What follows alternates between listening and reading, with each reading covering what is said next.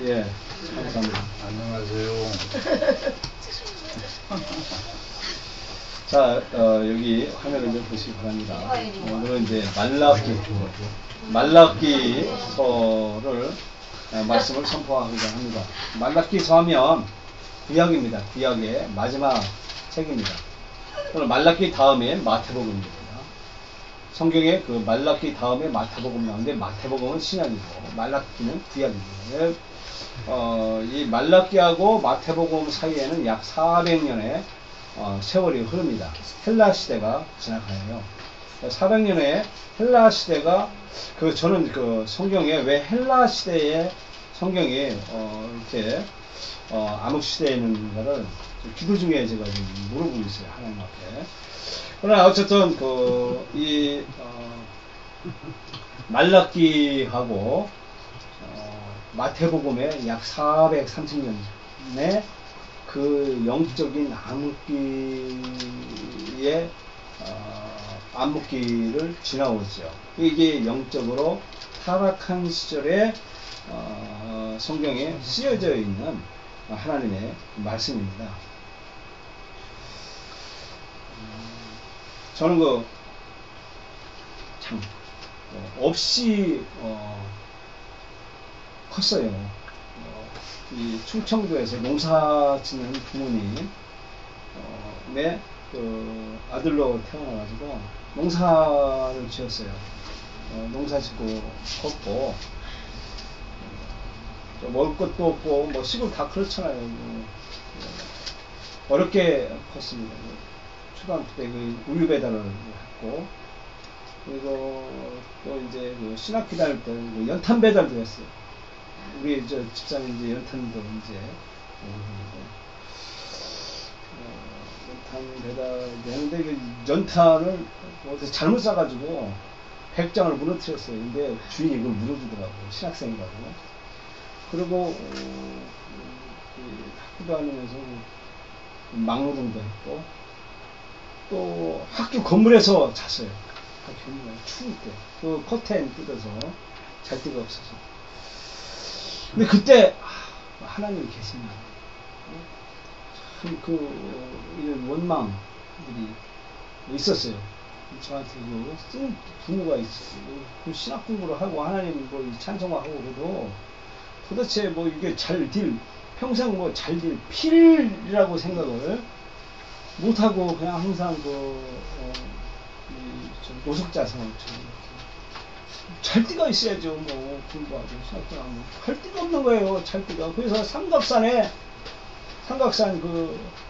서울 삼각산 그때 옛날에는요 경기가 없어가지고 그냥 아무나 들어가서 산에 가서 한겨울에 비닐로 하다가 통비닐을 사서 통보를 위에 묶고 통비닐로 수업이 들어가서 자는 거예요.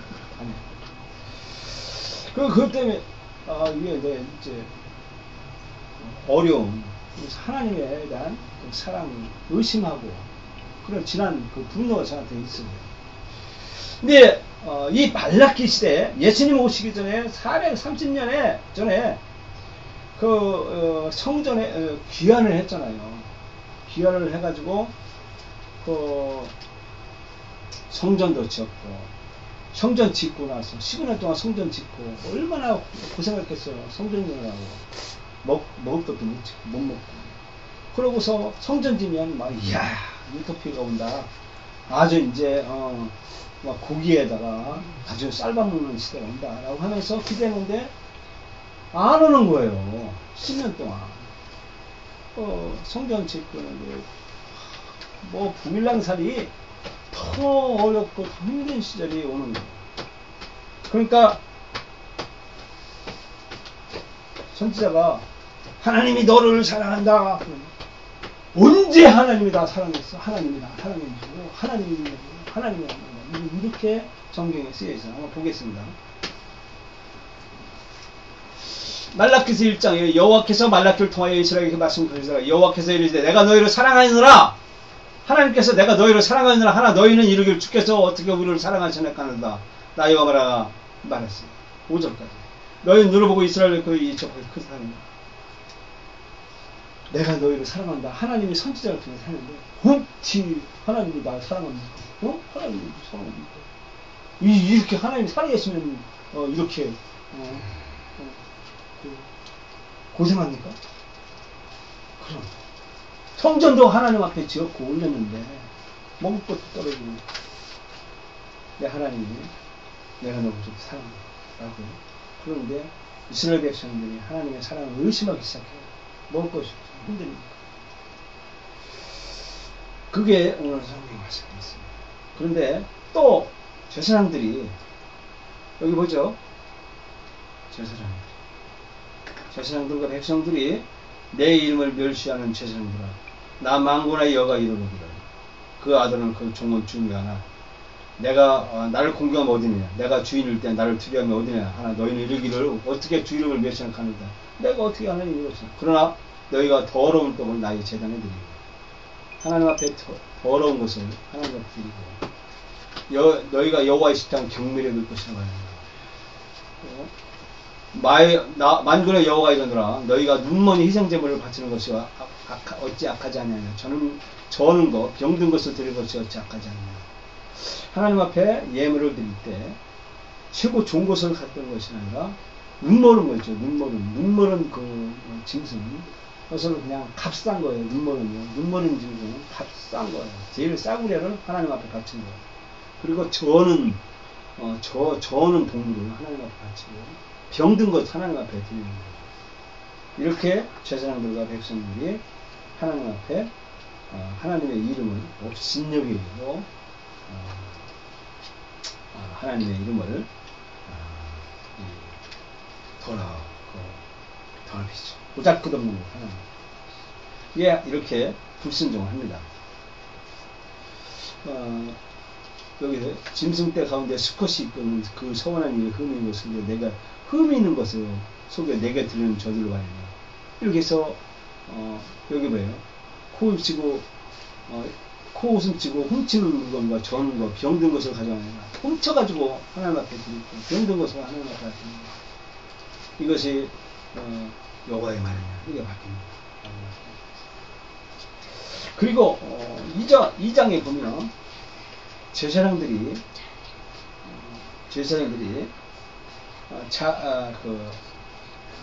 이 하나님의 말씀을 하나님을 경외하고 하나님의 순종을 하고 하나님의 말씀을 하나님마다 받고 가르쳐야 되는데 이 하나님의 이름을 영화롭게도 하지 않냐고. 그리고 입에는 진리가 없는 거예요. 입에는 집술이고 입술에는 불의함이 있고 그런 거예요. 그리고 이렇게 율법을 거스려서 이렇게 그 하나님의 이름을 거룩한 이름을 더럽힙니다. 그리고 이 제사장의 타인들에게 죄에서 돌이키라고 노력하고 성결한 삶을 이렇게 유도해야 되는데 하지 않는 거예요. 11조와 헌물을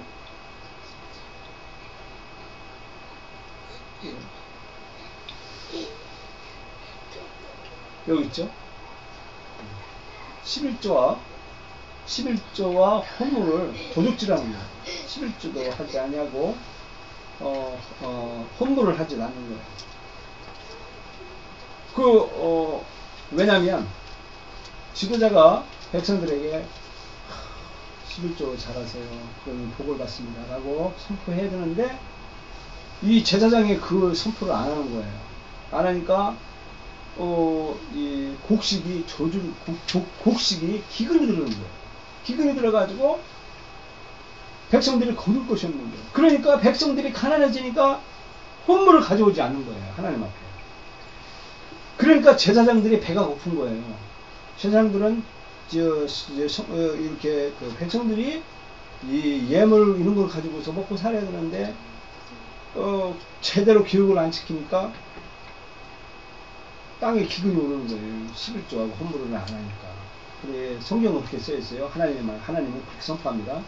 그러니까 이 제사장들의 배가 고프니까 유대인 부인하고 유대인 가족, 그러니까 제사장들이 결혼을 하잖아요. 왜, 그 제사장들은 결혼을 해야 돼요. 그래야 가정을 통해서 이 목자의 심정을 알게 돼요. 그래서 목사들은 이게 결혼을 하는 거예요. 그래서 성도의 심정을 아는 거예요. 그래서 근데 배가 고프니까 가난한 유대인 부인하고 가난한 지 처자식들을 버리는 거예요. 버리고 어디로 가냐면 저 이방 나라, 딴 나라에 막 갑부 여자가 있어요. 갑부 여자들. 딴 나라, 뭐 에돔이나 또는 이렇게 모압이나 이런 이방 또 사마리아 외국에서 들어온 거물 든 그 부자들 여자들하고 결혼하는 거예요. 이방하고 다시 이방 여인하고. 그래가지고 저만 잘 살고 그러는 거예요. 그러니까 하나님이 이 무서운 죄를 지적하는 거예요. 그래가지고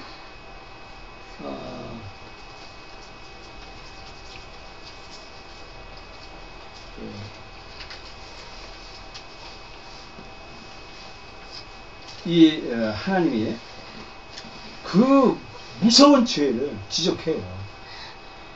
그래서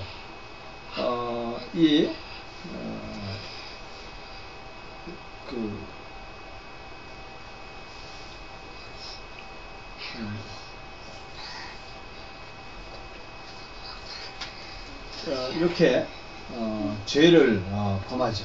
여기 언약을 깨뜨렸다라고 지적을 하고 있습니다. 그래서 하나님은 이렇게 이혼을 미워하세요. 그리고 이들이 하나님의 말씀에 불순종합니다.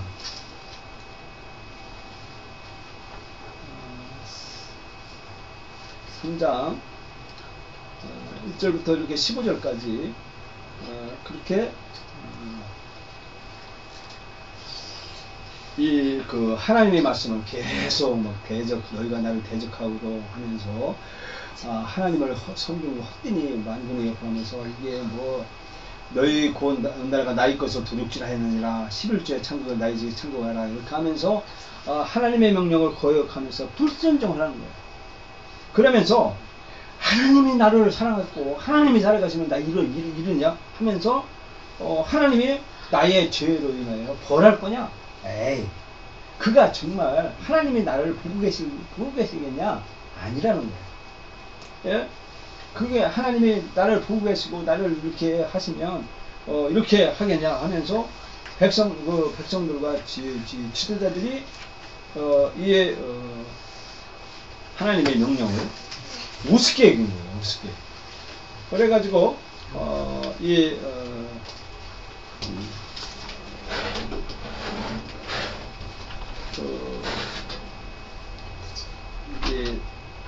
말라기 4장 5절 6절 보겠습니다.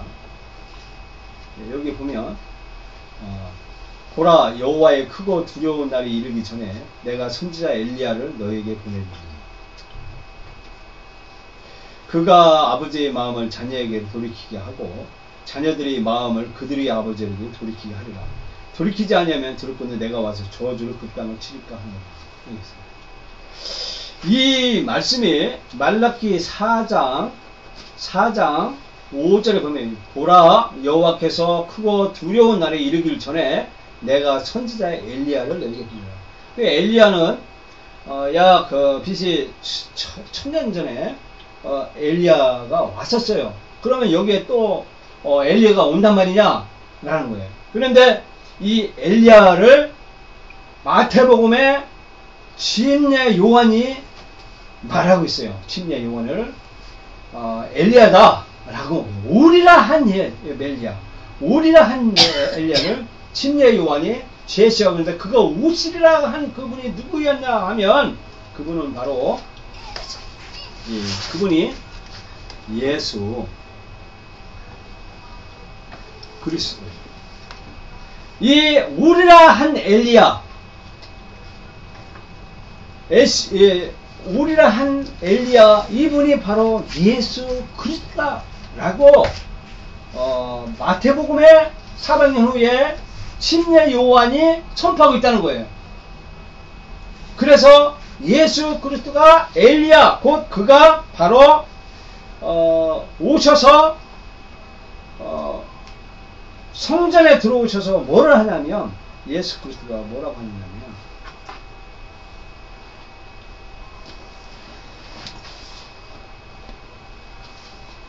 죄를 폭로해요. 폭로. 너 이런 죄를 범했다. 그 죄에 대해서 죄를 지적하세요. 예수님께서. 그리고 예수님께서 정결을 하게 하세요. 성전을 청소하십니다. 그러므로 종교 지도자들이 죄를 폭로했다는 그것으로 그 예수 그리스도를 십자가에 못 박습니다.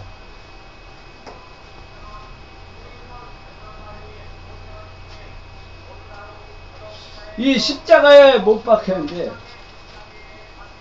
이 십자가에 못 박힌 사건이 있는데, 그러면 왜 하나님은 이 반역하는 이스라엘 백성들이 11조도 하지 않냐고, 헌물도 하지 않냐고, 또 뭐 저기 자기 불 버리고 이혼하고 또 딴 뭐 해서 자기 살림 차리고 하면 이렇게 반역하는 백성들을 왜 하나님은 버리지 않느냐? 그 말씀이 6절 말씀에 있어요. 6절. 이 말씀. 아버지의 마음을 자녀에게 돌이키게 하고 자녀들의 마음을 그들의 아버지께로 돌이키게 하리라. 이게 뭐냐면, 하나님은 약속에 신실하신 하나님이세요.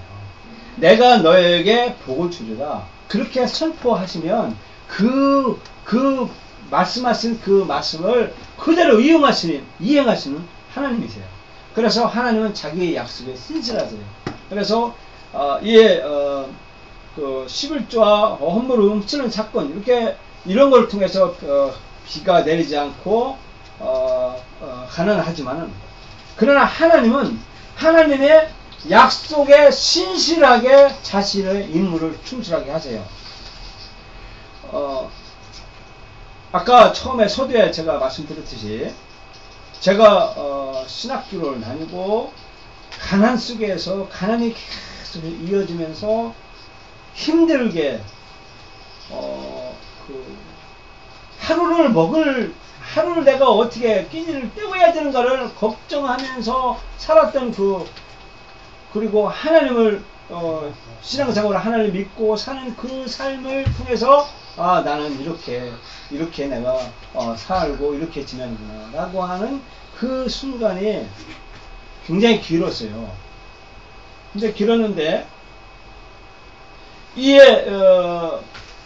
거기에서 막 우리의 분노와 이런 아물지 않은 상처, 이런 거로 인해서 고통을 당하는데,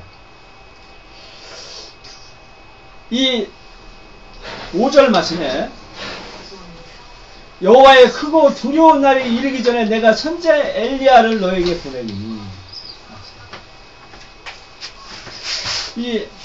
아까 말했죠. 엘리야가 바로 예수 그리스도라고 그랬어요. 예수 그리스도를 받아들일 때, 예수 그리스도를 나의 주인으로 받아들이고 예수 그리스도 안에 내 의지가 포기이 될 때, 그때 축복이 오는 거예요. 그때 영적인 그 성령 충만한 영적인 하나님 막 폭포수 같은 그 축복과, 그리고 물질의 축복과, 우리가 바라지 미처 하지 않았던 그런 축복들을 하나님께서 막 쏟아지게 주시는 거. 그게 바로 엘리야, 오시라고 하는 엘리야, 보내리라고 하는 그 엘리야, 그분이 예수 그리스도. 이분을 모실 때, 그때 기근이 사라지게 되고, 그때 물질의 축복, 영적인 축복, 사람의 축복을 받게 된다.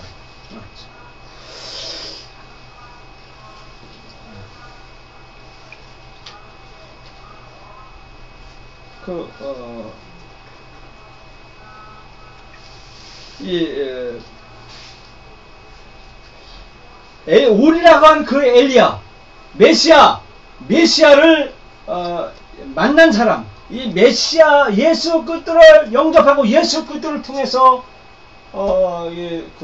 충만한 새로운 삶을 살게 된 사람, 이런 사람들에게는 그 창고에 가득히 들으라 라고 하는 것이 10절 말씀에 있어요. 제가 지금 거기에 지금 해놨어요. 자, 예수 그리스도를 통해서 우리가 이렇게 거듭나고 인격적으로 그리고 영적으로 충만케 예수 그리스도를 받아들인 사람들은 하나님이 뭐라고 하냐면 나의 보석들이다. 나의 보석이다. 하나님이 가장 귀하게 여기신다라고 말씀합니다. 그래서 예수 그리스도가 여기 있어요. 요거 말씀에 내 이름을 경외하는 너에게는 행여를 때가 치료하는 광선을 드리리. 너희가 나와서 외양간에 나온 송아치 띠리라. 이 말씀이 더 이상 예수 그리스도가 올 때, 그러니까 희망이 없고 까만 암흑색에 나는 절망 가운데 내가 이렇게 허물어져 가는구나 라고 하는 그 비참한 절망 가운데 있을 때 가장 새벽이 올 때는 가장 깜깜하답니다. 이 예수 그리스도가 광명한 새벽벌을 이룬 예수 그리스도가 팍 나타날 때 그때 예수 그리스도의 오시옵소서.